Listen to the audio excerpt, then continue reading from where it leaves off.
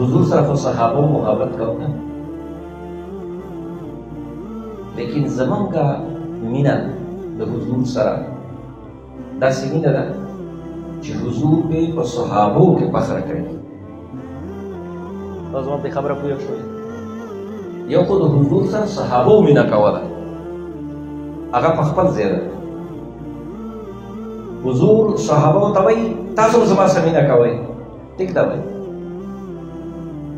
وایي من اشد امتی لی حبا،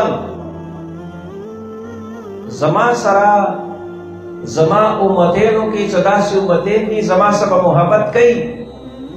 یکونون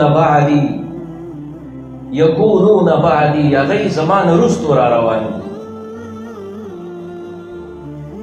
ځکه مونږ د حضور دیدار خو کړی نه دی که نه، څومره ډېر عاشقان دي، د حضور محبان دي چې هغوی وظایف کوي چې حضور موږ ته یو جنک په خوب کې میلاو شي،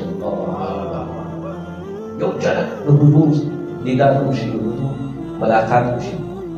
نو حضور فرمایي یود احدهم لو رآني بأهله وماله، چې هغوی یو طرف ته زما یو دیدن او بل طرف ته د هغو مال او دولت یو د هغه مال او بچو په مقابله کې زما ملاقات دي، زما هغه امتین چې وروستو را روان دي هغوی به د خپل اولاد او د اهل و عیال په مقابله کې زما یو لیدل او دیدن له به ترجیح ورکوي.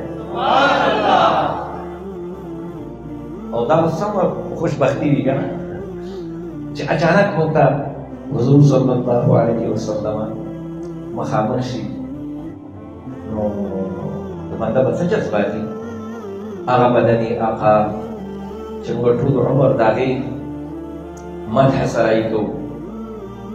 ځکه خو د قیامت ورځ او قبر ته چې بنده ځي، اعلی حضرت امام اهل سنت رحمت الله تعالی علیه رښتینی صادق دی، هغه وایي زما قبر چې تاسو کنئ نو جوړ یې کوي او زما د قد برابر یې لوړ پرېږدوئ. چې کله حضور صلی الله علیه وسلم ما ته مخامخ شي او زما د فرشتې تپوس کوي چې ما تقول فی حق هذا الرجل، چې زه حضور ته پاڅېږم، زه ورته ودرېږم.